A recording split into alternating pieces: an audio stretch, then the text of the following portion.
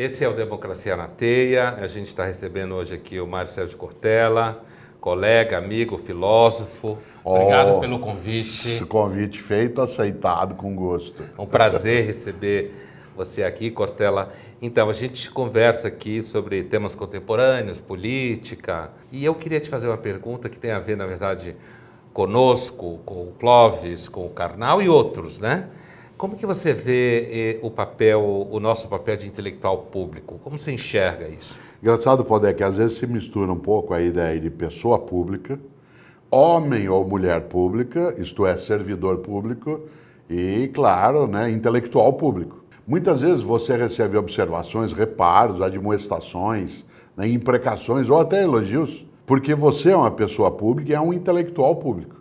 Mas você não é um servidor público, tal como eu não sou. Sim. Há pessoas já várias vezes, em muitas situações contigo ou comigo, que invocaram pelo uso da barba. Né? Como é que você usa a barba? Ou como é que você vota em tal pessoa? Ou como é que você tem tal postura?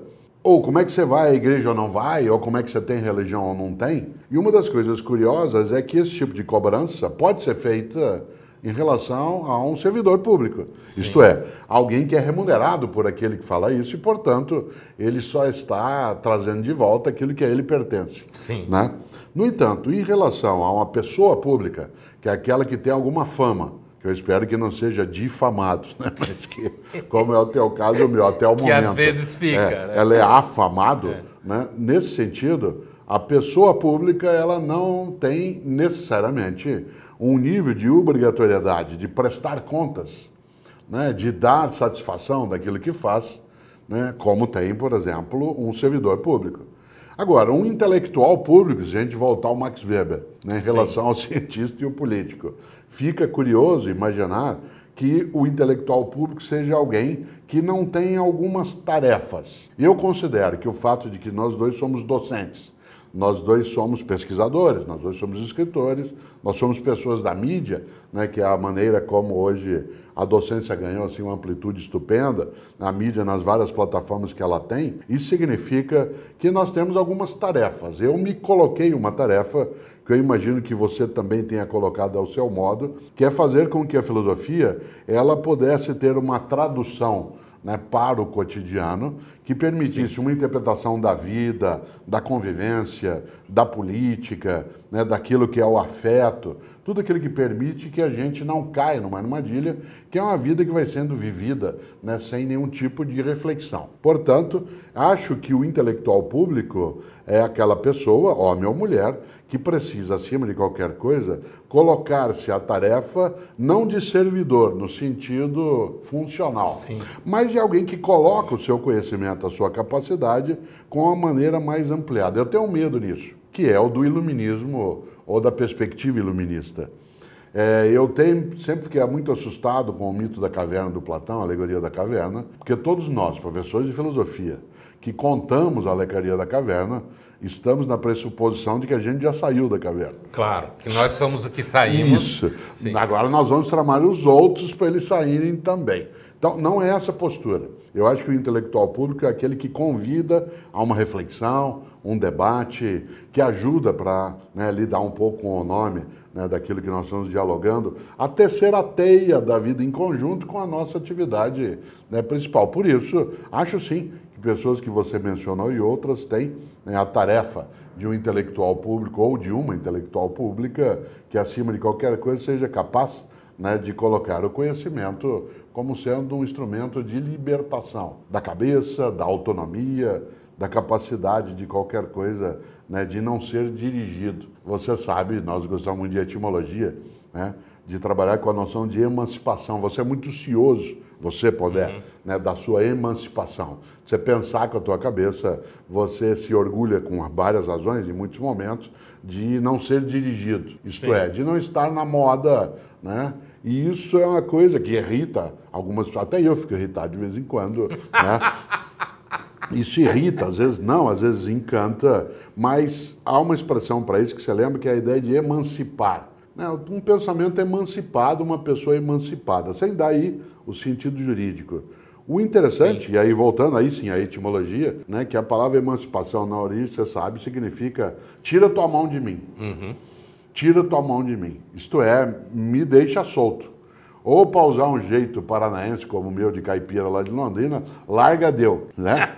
Me deixa solto. Por isso, acho que sim, né? O intelectual público, como a gente faz, é um homem ou uma mulher que sai pelo mundo, né, em busca de um lado, obter prazer naquilo que faz, sim, obter também condição de vida, condições econômicas, é uma profissão, mas é também, né, acho uma, digamos, não uma tarefa histórica, porque isso seria arrogante, mas acima de qualquer coisa, uma coisa que nos dá mais sentido. Agora, dentro dessa coisa da tarefa histórica, não querendo dizer que é uma tarefa histórica, mas eu já vi, e eu costumo citar você, quando me perguntam o que eu já vi perguntar para você, e a gente estava juntos, e a sua resposta é muito boa, e é uma bela anedota, que é aquela história de, então, Cortella, por que você acha que vocês, então, ficaram famosos, intelectual público, e você responde sempre, é isso que eu cito, a filosofia só cresce quando a gente está numa crise. E aí eu faço uma versão, assim, na merda, né? Então, assim, mas sabendo que você já dá essa resposta, mas assim, para além dessa resposta, por que você acha que aqui, especificamente no caso do Brasil, de repente, nos últimos, sei lá, 5, 10 anos, surgiram figuras como nós e outros colegas que tiveram espaço para fazer o trabalho que a gente faz? Bom, você lembra que o Sartre disse que ele foi planger a mão da merda, né? Ah, sim, com certeza. Até o cotovelo. Tem que né? pôr a mão na merda. Isso, até o cotovelo. Portanto, não está fora da nossa tarefa, ao menos dentro do existencialismo. E dizer que a gente está na merda, por isso põe a mão na merda. Agora, quando eu brinco, e você e eu já falamos disso, fala assim, mas por que você acha que esses filósofos como vocês, mesmo que não sei quem não é da área de filosofia estrito sensu, né, mas que está na atividade aí de intelectual público, de onde vem essa fama? Que eu brinco, isso é sinal de decadência da nação. É isso que você fala. É porque dificilmente alguém procura, né, a filosofia como um recurso primeiro, né, quando você tem a orientação de um projeto ou de um processo. E eu acho que a turbulência ela é tamanha na nossa convivência, né, nos últimos 10 anos, dentro do Brasil, a indefinição, a dificuldade de ter marcas, né, de compreensão sobre o que é decência e o que não é, o que é válido na política e o que não é, quem é que lê Maquiavel ao seu gosto e o interpreta ao seu talante, para usar a expressão antiga, que a filosofia acabou sendo, sim, uma área que ajuda a meditar um pouco sobre as coisas. Mas eu tenho uma segunda interpretação que vai no meio dessa direção e que não tem a ver com o Brasil, né? Porque a filosofia ela não ganhou esse foro apenas no Brasil. Sim. Né? Ela ganhou esse foro no conjunto daquilo que é desde o café na beira do bar, o que tem de café com filosofia. Café filosófico. Café filosófico, café com pamonha, café com conversa, café com diálogo. Isso é maravilhoso. Eu acho que a tecnologia trouxe isso em grande medida. Isto é, um mundo tecnológico exuberante, estupefaciente de alguma maneira, quase entorpecente, mas encantador. E que fez com que, de repente, se imaginasse, ao contrário do que prometera, ou seja, o triunfo da razão, uma tecnologia que nos daria toda a marca, né, da redenção, nós fomos mergulhados com essa tecnologia muito mais em angústias pretéritas do que em fruições futuras. Sim. Né? Muito mais num campo daquilo que na nossa trajetória já foi e ainda é dor, é desespero, é aflição, né? A durabilidade da existência, a finitude, a ideia de que você não atinge o horizonte, e o horizonte é colocado, né, sempre num patamar, que aliás começou a característica mais adiante. E isso coincidiu com algo, eu até lembrava isso no outro dia. Eu nasci em 1954. Às vezes me perguntam como é que eu me tornei eu mesmo, né? E eu estou lançando agora um curso chamado Filosofia e Nós com Isso, cuja primeira aula é Filosofia e Eu com Isso.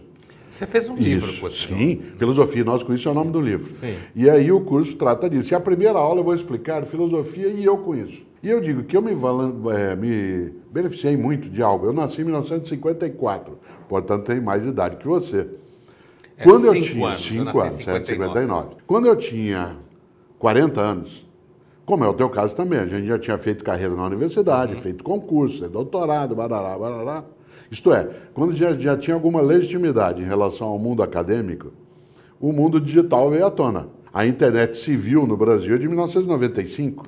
Eu tinha 41 anos e, de repente, o mundo digital decola. A mídia começa a se diferenciar nas suas plataformas e começa a chamar pessoas como você e eu para opinarmos sobre política, sobre ética, sobre convivência. E aí que vem. E de repente o mundo ficou menos interessante em várias coisas, mais apressado em outras. E mais apressado em outras.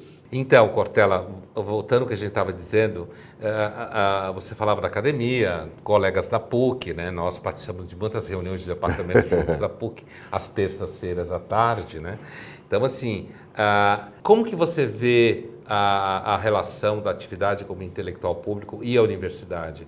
Você acha que a universidade aprendeu a receber bem os seus filhos que ficaram famosos? Não necessariamente. Eu acho que há aí, né, algo que eu não posso falar nesse momento por uma razão. Eu me aposentei da universidade em 2012, após 35 anos, né, de trajetória acadêmica. Portanto, esse momento, por exemplo, nosso mais afamado, que é de fato nos 5, 7 anos mais recentes, eu já não estava no cotidiano da universidade. Você, sem dúvida, Sim, vivencia isso de um modo, né, que é mais intenso. Mas entre nós, né, na universidade, em várias delas, né, especialmente no Brasil, a ideia de alguém com fama, em vários momentos, pareceu alguém indigno de estar naquele território. A fama científica, ela é entendida, inclusive, como expressão de modéstia.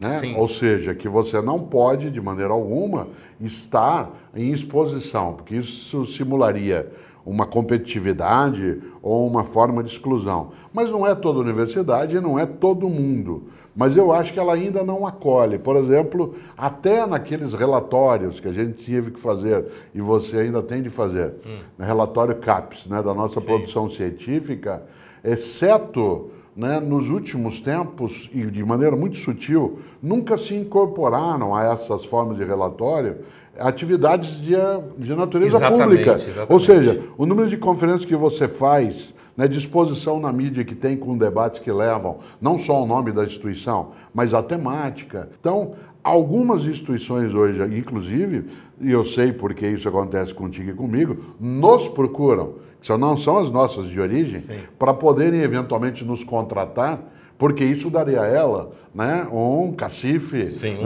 um nome superior naquele ponto por sermos até midiáticos. Eu nunca tive nenhuma recusa à mídia. Eu brinco sempre que a docência em sala de aula é uma forma de exibicionismo. Né? Só um profissional com alguma tendência à exibição gostaria de trabalhar com todo mundo olhando. Professor. Né? Isso. Né? Aquele que todo mundo está observando o que você está fazendo e aí aumenta.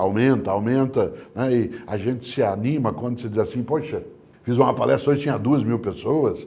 Bem, a gente começou com as nossas salas. Nós também gostamos dos grupos de estudo, gostamos das atividades menores, gostamos da. Já vi você falar disso. Isso, da Tem diferença, o grupo pequeno e o grupo grande. Mas a ideia de você poder se expor, né, trabalhar ali em alta escala, ela é algo que nem sempre o mundo acadêmico assimila, não digere tanto. Né? Eu até fico imaginando, como é que isso para você hoje que continua? Né? Você continua na FAAP, continua na PUC São Paulo? Na verdade o que acontece é que a instituição ela lida mal justamente com a dimensão ágil da mídia, né? Que você está sempre sendo demandado por questões muito concretas. E a minha impressão, por exemplo, em relação ao Brasil, nos últimos anos, a universidade acabou ficando muito atrás da mídia no debate público.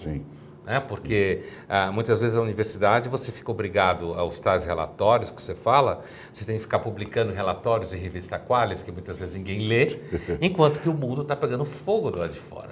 Eu acho que independente de questões que podem ter a ver com pecados e natureza humana, eu acho que essa questão estrutural dificulta a universidade acompanhar o que acontece na mídia. Eu vou falar algo que eu não quero que simule desprezo por nada, ao contrário até. Mas, por exemplo, até eu me aposentar, né, eu tinha 8 livros publicados. Claro que quando me libertei no cotidiano de outras tarefas, como docência, pesquisa, reunião, relatório, provas, hoje eu tenho pelo menos 4 vezes isso, ou até um pouquinho mais. Da onde veio? De uma liberação. Isso tem a ver com a universidade? Claro, porque eu me formei, né, com aquele processo. mas a libertação no cotidiano de algumas burocracias que são monótonas, Exatamente. porque elas são monótonas, nem toda burocracia é inadequada. Nós voltamos ao nosso Max Weber. Sim. Nem toda burocracia é inadequada, mas há algumas burocracias que elas não são rotina, elas são monotonia. Há uma diferença entre rotina e monotonia. Eu aprecio rotina. Sim. Você e eu viajamos de avião quase todos os dias. Eu quero que o piloto e o copiloto seja bem rotineiro. Absolutamente faça todos os checklists, etc. Isso, seja caretinha, isso. Né? O que eu não quero é que ele tenha monotonia disso. Sim. Isto é, que ele diz, eu acabei de chegar, não preciso olhar de novo. Não, eu quero que faça outra vez. Olhei ontem. Isso. Né? Nessa hora, a universidade, ela pode, né, trazer e traz uma contribuição imensa, né, ao nosso percurso, ao meu percurso especialmente, né, porque nela não estou mais, mas ela amarra, ela tem algumas amarras, e você lembra muito bem, a agilidade, né, que o mundo da mídia carrega, né, o mundo muito lá maior. De fora chama a gente, né? Ele requisita, né? Você é chamado a dizer o que pensa. Né? A gente passou um tempo na universidade apenas escrevendo o que é que outros pensaram sobre aquilo que a gente estava estudando. Né? A gente lembra que quando você tem alunos de mestrado e doutorado, como eu tive em orientação, às vezes quando eu brincava, eu falava assim, no mestrado é assim, você escreve um grande trabalho dizendo o que é que outros pensam sobre esse assunto que você está estudando. Exatamente. Depois você vai fazer o doutorado, e aí a gente está muito interessado em saber o que é que você pensa sobre o que os outros pensaram sobre aquilo que você está estudando. E há uma hora que você pensa por si mesmo, né, sem se preocupar necessariamente com o que os outros estão pensando, mas não deixando de pensar junto com eles. Porque às vezes sai uma conversa, né? Claro. Que não acaba nunca. Não, e vira um tanto diálogo. Com os vivos quanto com os mortos. E outro dia me perguntaram, o senhor acredita em metempsicose? Eu falei, não, do ponto de vista religioso não, mas no campo da filosofia é isso que faço. Eu dialogo com pessoas que já se foram. Né? Não é uma reencarnação de almas no sentido religioso, mas elas reencarnam, né? Especialmente no pensamento filosófico, dentro daquilo que a gente fala, reflete, né? Constrói. Eu sempre digo para você, tenho uma admiração grande pelo teu conhecimento, né, sobre Dostoiévski, né, e Dostoiévski foi, por absurdo que pareça, e por uma ótima coincidência, o primeiro livro de adulto que eu li na minha vida. E ele foi, e eu tinha 6 anos de idade. E eu não o li, né, porque eu estava interessado em literatura russa, mas porque, numa circunstância de saúde, não havia TV na minha cidade, depois de ter lido tudo... Londrina. Depois de tudo que a vizinhança já tinha trazido para eu ler fora que tinha na minha casa, um dia trouxeram Irmãos Karamazov e eu tinha 6 anos e eu li. É que você virou filósofo. Nada. Não entendi nada. Graças a Deus. Isso, né? Claro, ainda bem. Sim.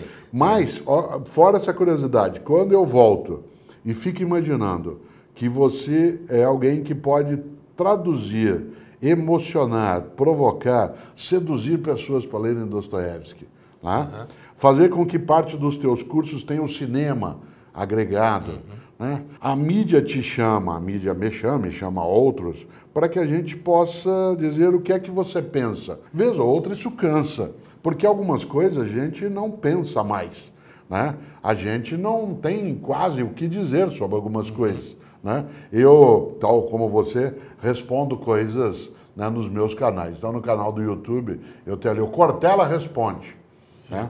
E vem perguntas que, de repente, a vontade de dizer é o que você diz. Né? Eu não. Né? Você diz, não pensei sobre isso e não quero saber. E não quero, né, saber. Como eu não sou, né, eu sou italiano, eu digo... Olha, eu não pensei direito ainda sobre isso. Vou pensar. Eu vou pensar, eu vou refletir. Eu sou menos franco, né? Mas acho que, vez ou outra, se demanda, né, de nós, intelectuais, especialmente os públicos, uma capacidade, né, de reflexão sobre todos os assuntos, né, que a gente, de fato, nem carrega. Mas recentemente eu escutei de uma mulher na rua, quer dizer, na rua não, num shopping, uma coisa que eu já ouvi algumas vezes, talvez você já tenha ouvido a mesma coisa, mas eu quero achar o que você pensaria disso, que é aquele tipo de abordagem que a gente passa cotidianamente, né?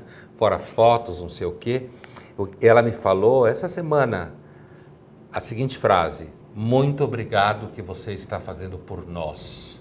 O que você acha que a gente está fazendo por eles? Olha, eu acho que a gente está fazendo em várias situações algo que é decisivo na nossa nação, que é nós nos recusarmos ao pensamento monolítico, ao pensamento único, exclusivista, a única maneira de olhar. Eu acho, por exemplo, numa democracia, faz bem não só a diversidade e a divergência, como faz bem também a alternância de posturas na temática da gestão. As nações que conseguiram esses passos são aquelas que recusaram, seja a brutalidade da convivência, seja uma capacidade intelectual mais ampla. Então, quando alguém diz isso, obrigado por fazer bem, eu acho que o fazer bem, que nos faz bem também, porque a gente gosta de fazê-lo, permite que a gente seja capaz não só de ser bem-quisto, mas de ser colaborativo e contra você fazer um mundo melhor. Então, sobre essa coisa do mundo melhor, né, que você sempre fala para mim, assim, como que você pensa que a nossa função de intelectual público, de uma forma um pouco mais específica, eu tinha perguntado para você o que você achava daquele comentário que a gente ouve às vezes, obrigado pelo que você está fazendo por nós. No que você acha que a gente, Cortella, a gente consegue somar, de fato, no nosso trabalho? Além do trabalho de docência, claro, como intelectual público, dizendo. Quando eu brinco contigo em relação a essa ideia do mundo melhor, eu gosto... que eu escrevi um livro, claro, né? Contra o mundo melhor. E eu sempre lembro o que, quando às vezes me perguntam, mas por que você acha que dá para fazer um mundo melhor? Eu falo, eu não sei se dá. O que eu não quero é não tentar. Né? Essa ideia, eu acho que ela vem de vários modos. Uma é fazendo o que você faz, que é um anteparo ao bom mocismo, que muitas vezes é oportunista. Sim.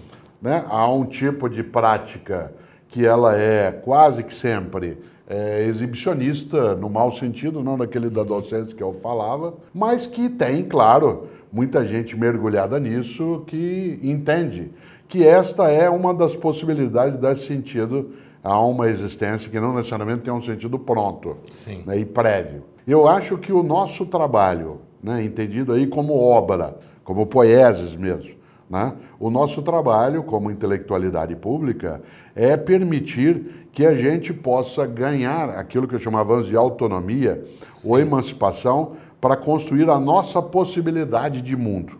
Se ele for o melhor, como eu quero, ou se ele não tiver base de fazê-lo de um modo direto, como às vezes você escreve, brinca ou relata, esse é para mim um dado lateral, né? Isto é, eu não acho que o mérito está em tentar ou não tentar, mas eu acho que acima de qualquer coisa, que a nossa atividade, ela visa diminuir o dano desnecessário.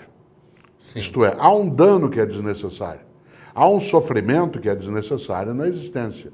Você e eu não temos as mesmas opiniões o tempo todo. Nós não temos as mesmas posições políticas, ideológicas, filosóficas. Mas nós procuramos reduzir o dano ao máximo que isso carrega. Isto é, isso não faz com que eu queira que só por isso você sofra e nem eu quero sofrer por isso. Porque esse sofrimento é inútil, né? Essa ideia de política de redução de danos, para usar um termo mais técnico... boa expressão. Essa política de redução de danos eu quero no afeto, eu quero na atividade de convivência, no mundo acadêmico, no mundo da sexualidade, no mundo da religiosidade. Se a existência, lembrando o óbvio Guimarães, é de fato a vida perigosa, o máximo que eu puder reduzir de danos, isto é, de fazer com que aquilo seja mais afável, mais amigável, mais protetivo do que disruptivo, é a palavra que está na moda agora. O mundo corporativo adora isso. Adora, né? Disruptivo. É que eles brincam com isso, né? Como se não fosse violento. E como se fosse algo que não se aproximasse do Big Bang. Sim. Então, eu acho que essa sim, né, é a nossa tarefa. Até quando você fala que você não crê, como já escreveu, né, no mundo melhor, isso colabora muito para o mundo melhor. Agora, deixa eu te perguntar uma coisa a ver com isso. Quais são... Isso é uma coisa que eu me perguntei nos últimos tempos, te contar, assim, em 2015, o editor, então, da Três Estrelas, o Alcino, né, que foi o criador do Mais e tal, da Folha, hoje está na Piauí, ele me fez a proposta de escrever um livro sobre teologia. Então ele falou, eu quero que você escreva um livro sobre teologia, você tem aí um conhecimento instalado, não sei o quê, sobre 10 mandamentos. Eu falei, ótima ideia, topei. Ele falou, porém, com uma condição, você tem que propor um 11º mandamento. Eu me lembro, eu li esse livro. Então, e aí eu falei, mas uma errata para Deus, não sei o quê e tal. Ao longo do livro, eu não tinha a mínima ideia qual ia ser o 11º. Tanto que na época, em todas as entrevistas, eu dizia, não roube no jogo e não corre para o 11º, porque você perde o processo. O 11º mandamento, então, é terás esperança no mundo. Que eu fui percebendo ao longo do livro que, para mim, isso era uma coisa que era necessária a intervenção divina, como na teologia judaica dos 10 mandamentos, que é uma intervenção divina, porque a gente não seria capaz de erguer aquilo por si só. Eu te contei essa história pelo seguinte, então, daquela época, isso é 2015, mais ou menos, esse tema da esperança é um tema que se apresentou a mim como uma questão filosófica, que eu nunca tinha me perguntado, graças a essa, digamos assim, esse desafio do editor da 3 Estrelas. Então, que questões hoje para você, Cortella, são questões que te ocupam filosoficamente, fora do nosso dia a dia de intelectual público, que tem que lidar com várias questões que não são apresentadas? Você falou dos 10 mandamentos e eu me lembrei que um estupendo judeu, né, um grande cineasta, um grande criador, que é o Mel Brooks, fez um filme famoso chamado História do Mundo, parte 1. Nunca teve a parte 2. Parte 2, e era só a parte 1 mesmo. E você se lembra da cena do final, em que Moisés vem carregando 3 tábuas da lei, cada uma com 5 mandamentos. Né? E uma hora ele tropeça, por ser uma região com muita pedra, e uma se quebra, e ele diz, aqui estão os 10 mandamentos. Que era 15, na verdade. Isso. Nos faltam, depois do teu, só 4. Só falta 4 agora. Mas se eu olhar, né, se você se ocupou, como era esse bloco, com o princípio esperança, colocado ali como algo mandatário, o que mais hoje me agonia, é de novo o que agoniou Hannah Arendt, que é a banalização do mal. Isso me agonia imensamente. Eu tenho algumas interpretações no campo da filosofia sobre isso. Acho que, de uma certa maneira, isso vem pela banalização da vida, mas agora eu vou ser mais tribal. Eu acho que nós passamos a banalizar o alimento e a cerimônia da refeição. Você falava agora dos mandamentos, falava da ideia, né, de um povo que na sua história se reúne e tem o alimento como marca várias vezes. O mundo cristão tem a ideia de comunhão. Sim. Né? O mundo islâmico é a Eucaristia, a boa graça. O mundo islâmico também tem com a pegada, né, para usar um termo mais forte, né, ligado à ideia de partilha.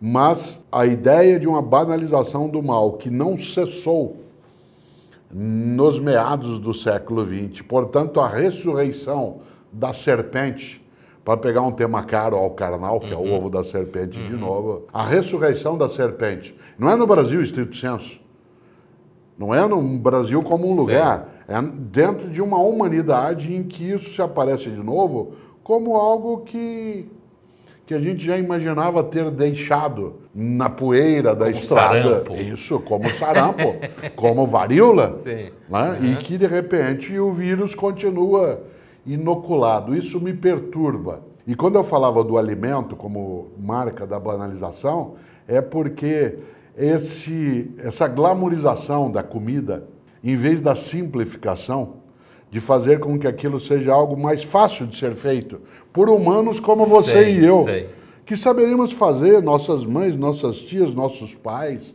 todo mundo cozinha, isto é, põe a mão nas coisas. E não é casual que a comida boa que você e eu gostamos de comer, ela seja chamada de comfort food.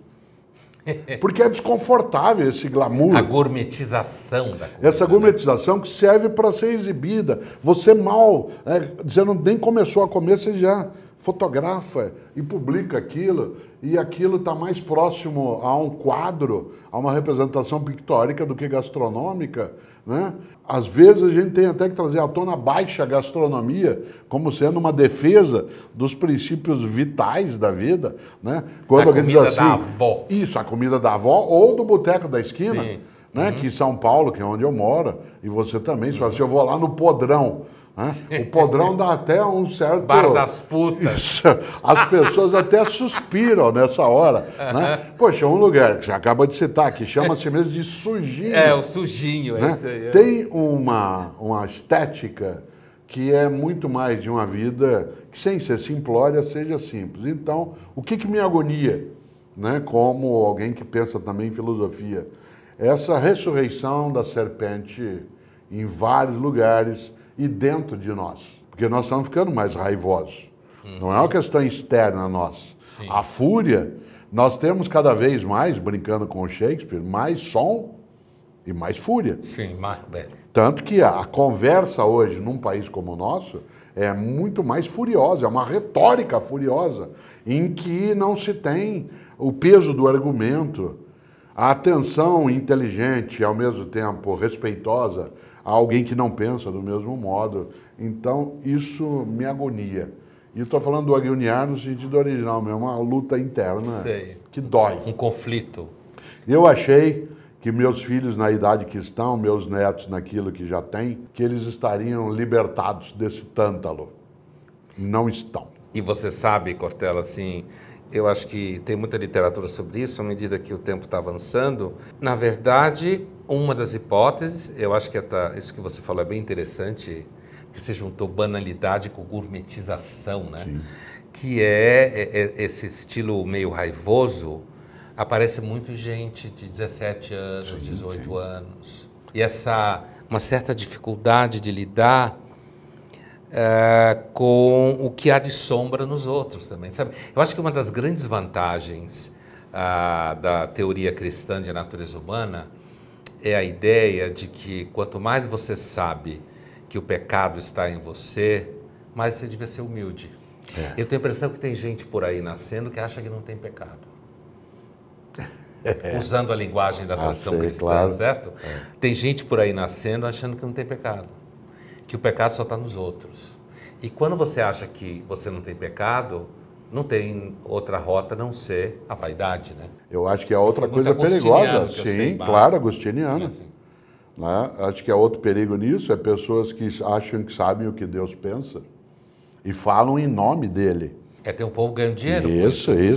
Que falam em nome dele e sabem como é que ele quer a conduta, como é que ele quer as roupas, como é que ele quer a sexualidade, como é que ele quer o caminho, né, da autonomia. Isso é de uma arrogância. Se essa divindade tiver presença, ela não fica irritada porque é de bondade, mas deve rir muito, né, de quem supõe que tem a clareza do que a divindade quer. Agora, para aproveitar a nossa antiga conversa sobre judaísmo e cristianismo, dadas as nossas origens recíprocas, o cristianismo tem uma grande vantagem sobre o judaísmo: confissão e perdão. Você vai, fala com o padre. Isso catolicismo, né? Porque acho que outras formas não tem. Em alguns, no anglicanice ainda tem. Ainda pode nas ortodoxas, sim. Ortodoxas também. No momento das reformadas, você faz isso direto com a divindade, mas de qualquer maneira, dá para, como acontece num game, reset. Obrigado, Cortella. Que bom. Foi um prazer. Louco. Sabia que você ia achar um jeito de falar isso.